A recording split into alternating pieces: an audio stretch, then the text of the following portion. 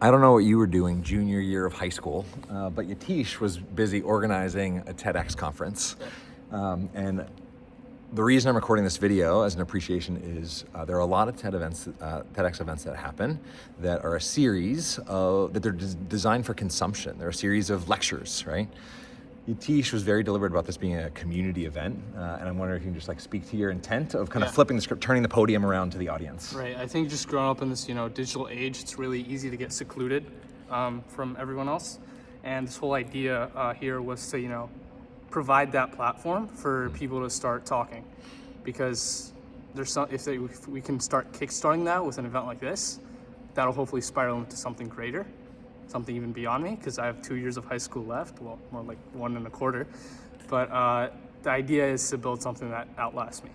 Yeah, and I think for me, I don't know that we've talked about this, but for me, one of the ideas that I'm very excited about is this idea that questions are very much an edit button to the future. And so the idea is like, have people come tell a story, that's powerful. But when you turn the camera around on the audience and you actually ask the audience a question, right?